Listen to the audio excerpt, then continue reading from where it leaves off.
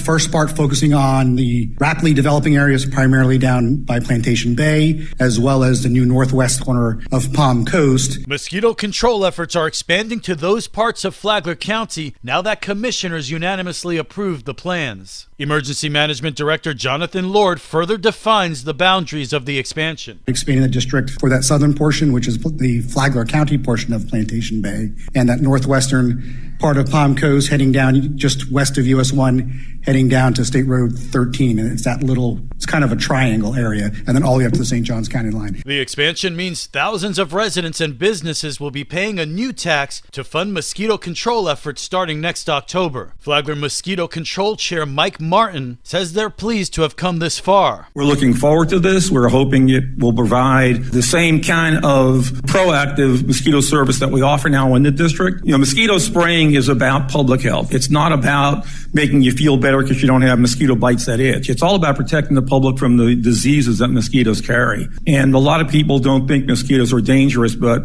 the mosquitoes truly are the most dangerous animals in the world. If all goes well, Lord says phase 2 will likely start in a year or so, expanding mosquito control efforts to Espanola and Rima Ridge.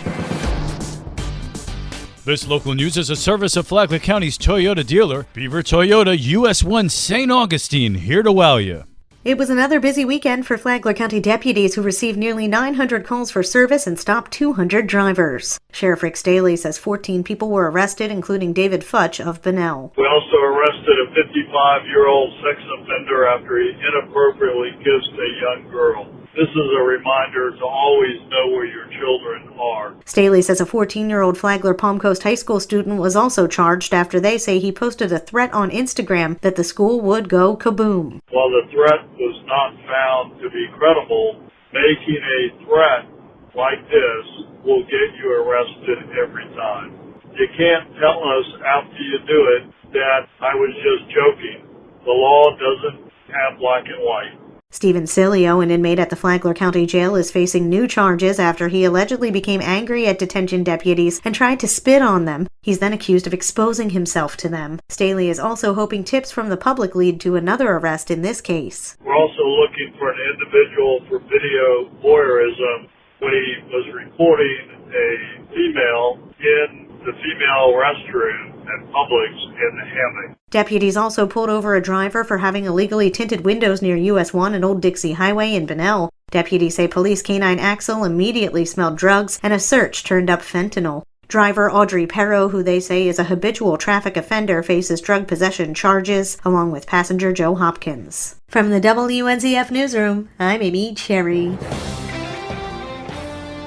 A Palm Coast Fire lieutenant receives a prestigious award. The Knights of Columbus Corpus Christi Assembly 2810 and Santa Maria Del Mar Catholic Church recognize Palm Coast Fire Lieutenant Patrick Giuliano with the Tony Gasparino Lest We Forget Award. I'm deeply honored and humbled that the Knights of Columbus Corpus Christi Council would consider me for this, and truly humbled that they considered me for that. I'm really thankful for them and giving me the opportunity to have my family there and to see me receive that award. Anthony Gasparino was a Vietnam veteran. The Knights of Columbus recognizes active duty military, veterans, law enforcement, and fire rescue, as well as other first responders, for their commitment and service. They selected Giuliano for the award in honor of his outstanding services to our country with the Palm Coast Fire Department. I've been a firefighter with the city of Palm Coast since 2006. I joined as a volunteer, became a career firefighter, had a little break where I went to go work for the state fire marshal's office, and when I came back as part of our intern program, had the opportunity to move up through the ranks. In addition to his duties as a lieutenant, Giuliano serves as the public information officer for Palm Coast Fire. For Flagler's Morning News, I'm Karen Johnson. And now you're up to date on Flagler's Morning News. I'm Rich Carroll.